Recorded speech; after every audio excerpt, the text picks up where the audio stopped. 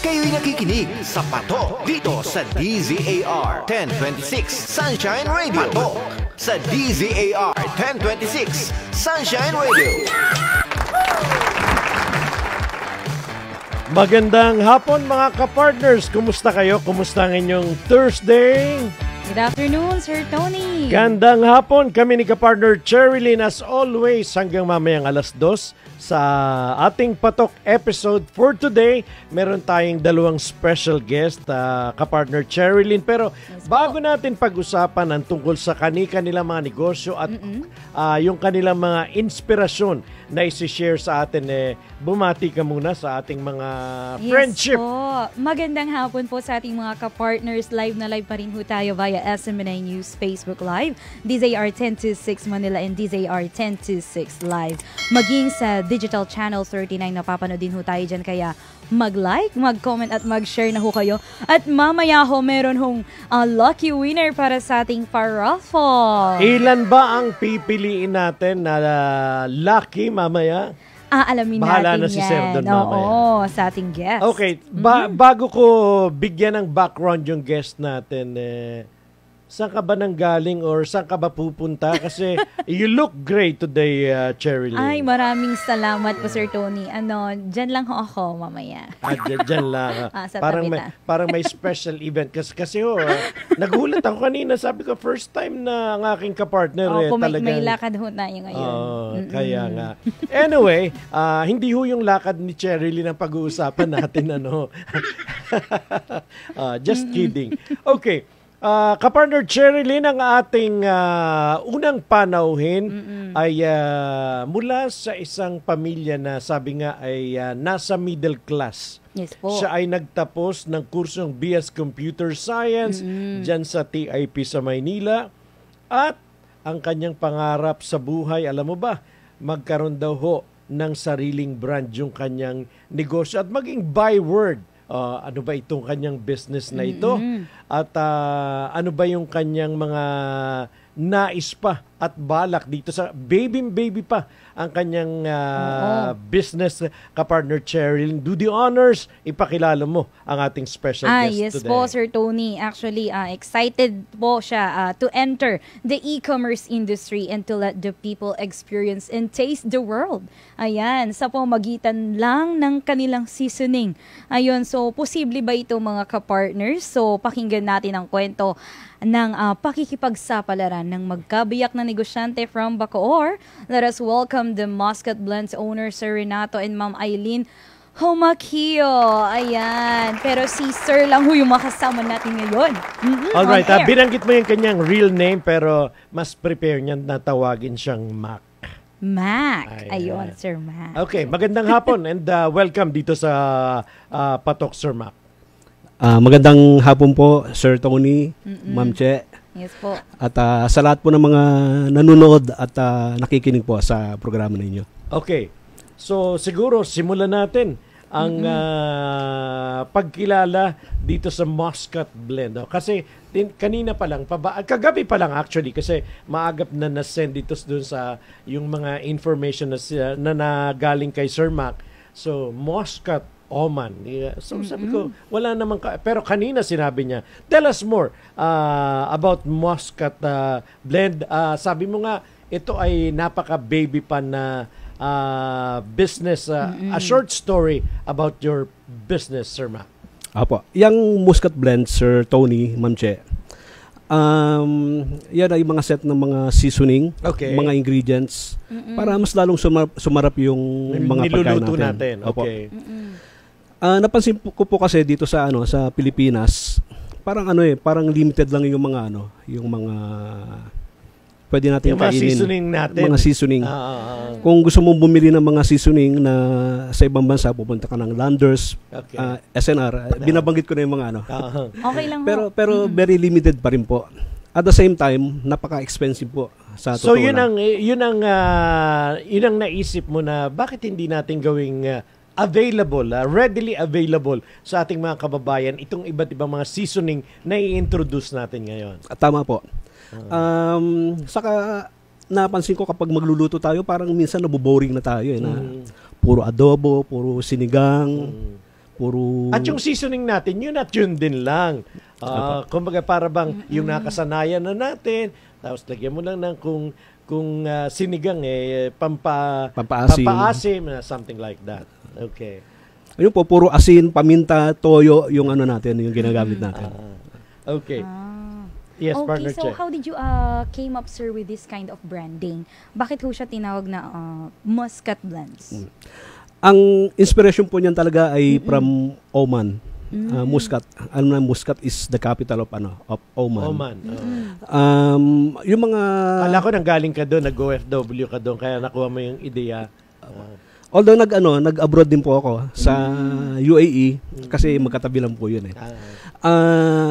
Yung mga sikat po ng mga spices nanggaling po sa Oman, like cardamom, yung mga ganun po. Nutmeg. Lahat po 'yan talagang mga sikat doon sa sa bansa na 'yon. So naisipan ko po Muscat, parang very catchy kapag sinabing Muscat. Unang papasok sa isip mo, Middle East. So kapag sinabing Middle East, ang unang i-associate mo is yung mga spices and herbs. Spicy foods. Akala ko nga coffee kasi may blend. Actually, that's also my my first na coffee ba to? Pero at least very clear, iba't ibang mga seasoning po itong i-introduce namin sa inyo. Ang galing, no, Sir Tony? Matitikman natin yung iba't ibang lasa ng pagkain sa iba-ibang bansa. Kaya nga, Taste the World. Yun yung title natin dito. Yes. Dahil, pa-mention lang, Sir Mac, ano-ano ba itong mga seasoning na ini-introduce natin ngayon sa ating mga viewers and listeners? Apo, tama po yun. Taste the World. Nag-formulate po, nag-blend po kami ng iba't ibang ingredients, mga seasoning ng iba't ibang bansa. Meron po kaming halimbawa sa Spain, paella, South Africa, yung peri-peri. Sa India po, yung Bombay biryani. Tapos yung kish kebab sa Turkey. Sa Philippines, yung java rice, adobo. Sa US, meron po kaming southern fried chicken coating. Saka po yung sloppy joe sa hamburger. Tapos sa German doner, kebab din siya pero ibang way ng pag-prepare. Tapos meron din pong Chinese, yung Chinese five spice. Meron din po sa Thailand, Thai curry, red Thai curry.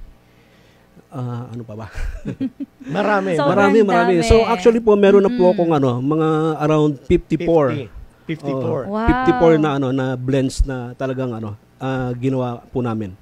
So hindi mo na kailangang mag-travel all over the world para lang matikman yung mga iba-ibang lasa ng pagkain, Sir Tony, no? Tama. Oo. Okay. Andito na lahat sa seasonings nila. You were saying kanina before we go on air, Sir Mac, na kasi simula mo pa lang dito.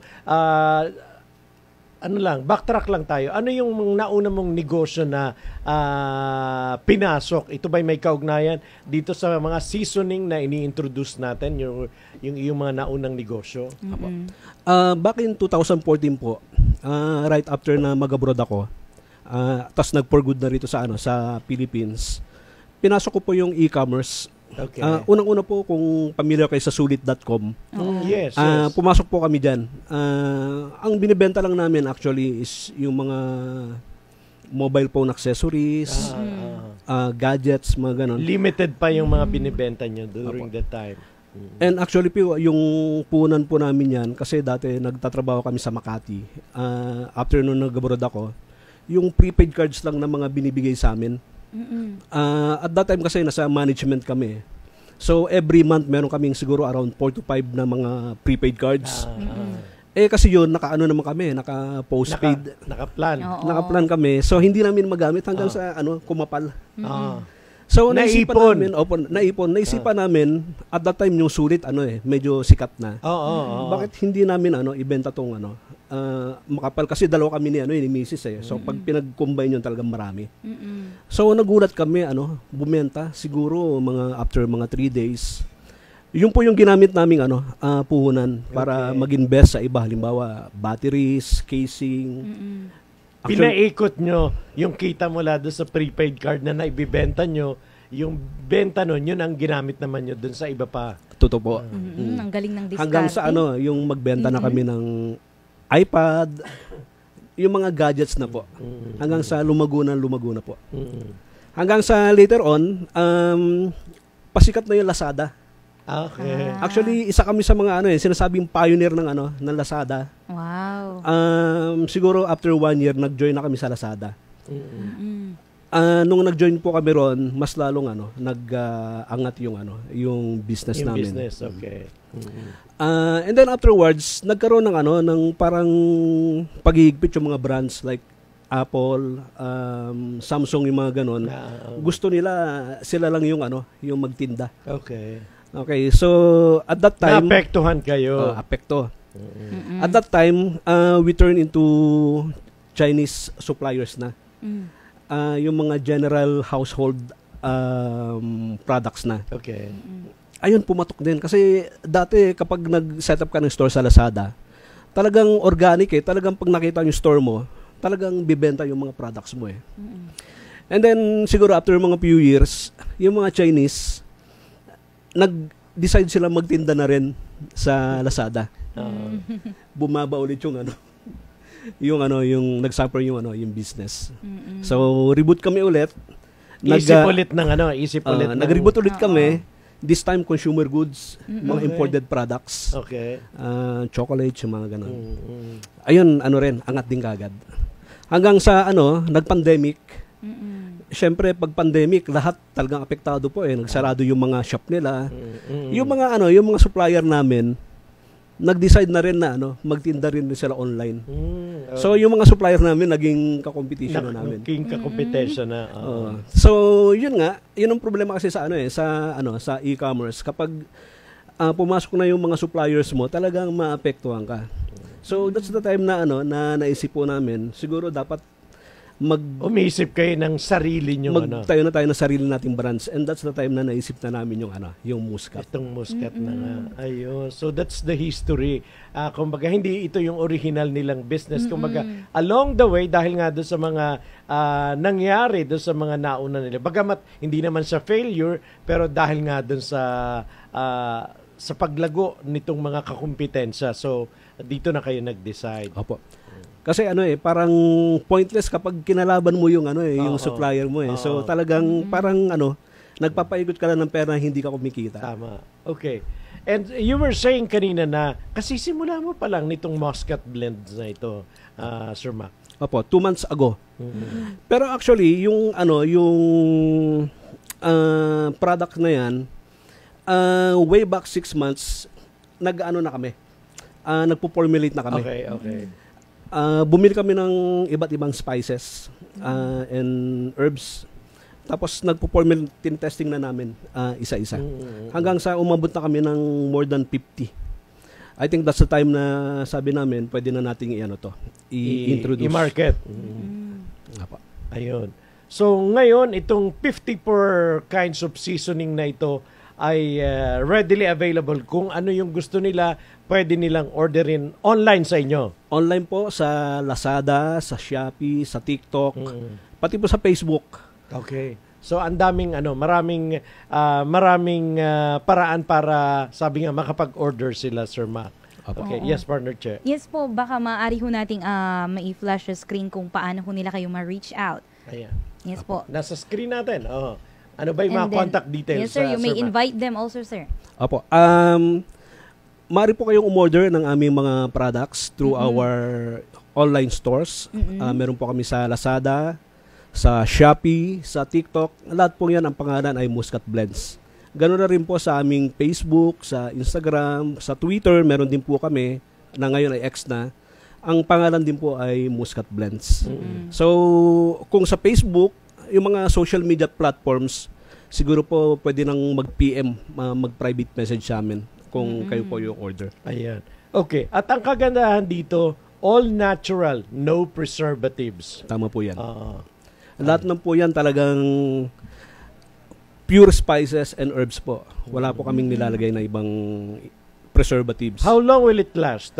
Kumbaga, sa bagay, kung magluluto ka, hindi naman kumbaga, hindi naman nagluto ka ngayon matagal na ulit. So pero basically yung shelf life nito, Sir Mac. Opo, lahat po ng products namin will last up to 3 years. Okay. Opo, kasi yung mga spices ano yan matagal po talaga mag-expire, kasi mga natural siya, wala siyang talaga. Kaya mga pala pure walang talaga. expiration date. Tama ba? Wala. Opo. Oo, wala. Pero actually hindi ko na All right. Oo. You mentioned kanina Java rice. So papaano kasi yan ang medyo gusto ng marami nating mga kababayan. Magluluto ka, magsasaing ka, and then papaano imimix mo lang yung Opo. yung seasoning.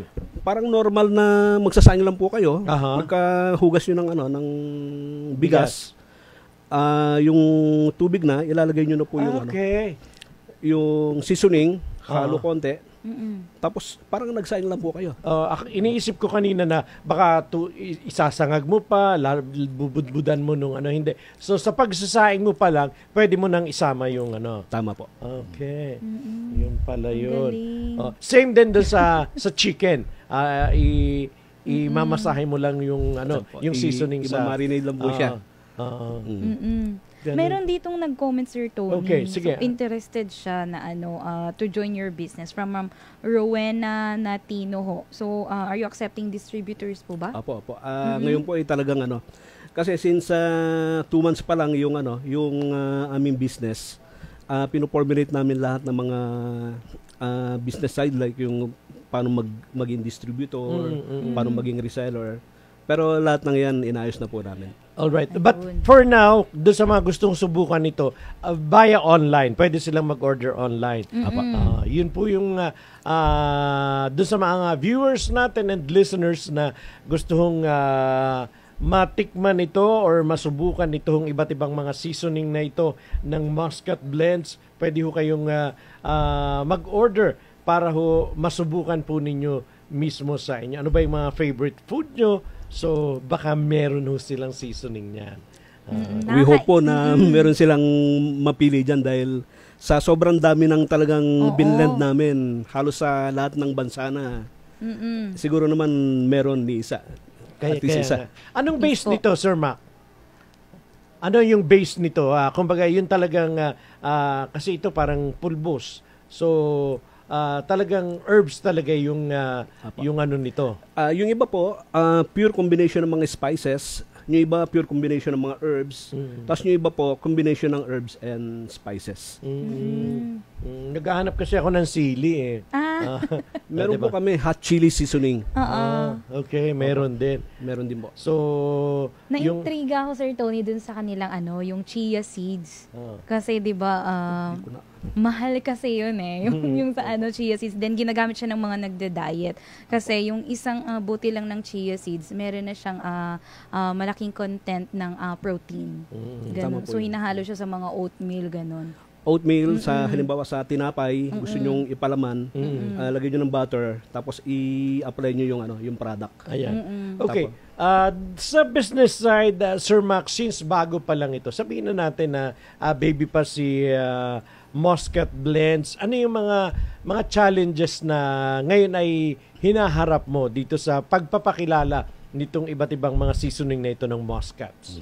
Sa ngayon po talaga, kung paano namin maipapalabas yung brand online. Alam po natin ngayon sa mga online platform like Lazada, Shopee, talagang very competitive po Kailangan kapag nag-search ka, kailangan lalabas kagad yung product mo.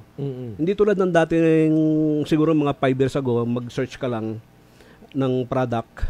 Malaki yung chance na naroon na yung product mo kasi konti pa lang yung yung mga seller. Ngayon po, siguro 100,000 seller na yung Ang dami na.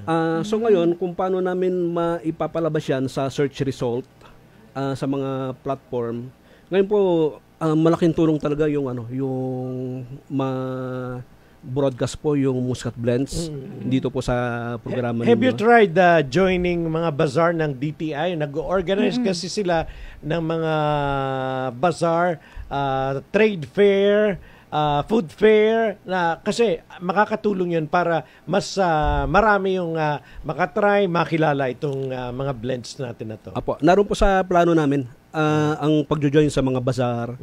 Hindi lang Lalo yung ngayon, mga holiday organized. season. Apo, hindi lang po yung mga organized ng mga taga DTI. Kasi doon po sa amin maraming nag-organize sa mga events like yung mga night market. Lahat po yan gusto naming pasukin. Para makakatulong kasi 'yun para maipakilala natin yung produkto. Apo. Okay. So, dun sa mga orders, may mga orders na kayo. Kumbaga, may mga masusustain naman or kayang isustain yung needs ng mga mag-o-order online. Opo, kayang-kaya po. That's good. So, lamang na lamang sila, Sir Tony, no? Kasi artificial, wala silang artificial na seasoning, na flavors, all naturals, tapos gawang Pinoy siya, di ba, Tama, Sir Tony? So, aside from that ho, ano po yung pwede yung maidagdag na edge ho ninyo sa ibang competitors ho ninyo sa industriya na ito? And lastly, parang words of inspiration na rin ho sa mga nais hong magkaroon ng ganito rin hong negosyo po. Apo. Sa ngayon po, talagang pinag-aralan namin yung market Yung market ng seasoning saka ng blends. Parang kami pa lang po yung unang mag-introduce dito sa Pilipinas. Although may mga imported, hindi naman po yan lahat available anytime. So ngayon, dahil nga locally produce yung mga blends, anytime magiging available po yan. Ang target po namin, mapasok din namin yung mga supermarkets. Yes. Sana yung malalaking warehouse tulad ng Landers and SNR. Yan po yung advantage namin talaga. Wala kaming competition per se. Yes po, Yun po wala pong competition. Kasi nga, kumbaga, kayo yung unang-una dito. Kayo yung nag-introduce kasi nito dito. Tama yung sabi mo na, meron naman dyan pero hindi natin sure kung yun ba ay marami na talagang stocks. At least, ang Muscat blends ay available. So hopefully, ma-penetrate ninyo itong mga supermarkets natin na ito. Opo, baka naman daw po. Para sabi nga, mas malawak, mas maraming mga kababayan yung ating marating. Maganda yung kanyang gabay sa tagumpay, partner Cherilyn. Success is walking from failure to failure with no loss of enthusiasm. Tama po yun. Dahil kumbaga hindi ka sumuko, kumbaga nagpatuloy ka, 'di ba? Ang daming mga struggles do sa mga business mo bagamat hindi naman siya failure pero sabi nga naapektuhan ng pagsulpot ng maraming kakompetensya and yet hindi ka huminto, nag-isip ka pa ng mga negosyo na maaring kakaiba at walang gaanong competition. Opo. Tama po yan. Kaya doon sa atin ng mga kababayan, don't forget the name Muscat Blends po. At Sir Mac, imbitahan mo yung mga viewers natin na gustong subukan ang inyong iba't ibang mga seasoning. Sige po, nasa inyo yung pagkakataon. Muli po, inaanyayahan po namin kayong subukan ang aming produkto, Muscat Blends. Affordable po siya. Huwag kayong mag-alala. Don't be afraid na mag-order dahil affordable po siya. Opo. Sa mga may business din po tulad ng mga restaurants, eateries, sustainable po yung product. Kung kailangan nyo po ng maraming stock, marami rin po kaming stock. Kasi readily available naman pa yung mga ingredients. Sa mga gustong umorder ng halimbawa pa isa-isa, mag-try lang, pwede po kayong mag-order sa aming mga online stores sa Lazada, sa Shopee, sa TikTok, ganoon na rin po sa Facebook, sa Instagram, at saka sa Twitter. May physical store ba kayo dyan sa Bacoor? Wala po. So talagang Pure- online lang talaga pure online yung pag akala ko yung mga gustong bumili, mamili, meron na. Pero kasama ba yun sa mga plano bukod dun sa, kumbaga mas dumami pa yung mga seasoning, kasama ba dun sa mga plans nyo in the near future na kumbaga magkaroon ng physical store? Opo. Isa po yun sa mga plano, although nasa pinakalikod, kasi talaga ang gusto namin ma-penetrate May namin market, yung, kumbaga, may pakilala. ma-market namin sa mga grocery store, yung mga ganun po, mga supermarket. Ayun, so congratulations ho, Sir Mac. And then medyo So, guys, marami. napasarap yung usapan natin. Oo. Kung Dahil gusto sa nyo mas seasoning na yan. mapasarap pa ang inyong mga lutuin, ano ba yung favorite po ninyo? Don't forget muscat blend. So, Yes po. baka yung inyong hinahanap na lasa, definitely meron ho sila nun. So, mag-order po kayo. Pwede pala kahit isa-isa lang muna. Para lang masubukan. Okay. So, Alright, Sir Sir Mac, Tony. maraming salamat sa pag-share mo ng iyong kwento. So, mga kababayan, alam mo naman, mahilig tayong magluto, mahilig tayong kumain. So, definitely, hindi tayo into sa paghahanap ng mga pagkain o ng mga panimpla na magpapasarap ang lalo sa ating mga luto. And Sir Mac, thank you very much. And kung mayroon pa kaming may tutulong in the near future to promote more ang inyong mga produkto, nandito lang po kami. We're willing to help you. Salamat po Sir Tony, Ma'am Che, sa pagkakataon po ito. Maraming salamat din ho. Malaking tulong po talaga para sa amin. Alright. Maraming salamat at tayo magbe-break muna. Oras natin 33 minutes makalipas po ang 1 o'clock. Babalik pa rin po ang ating episode for today ng Patok after the break.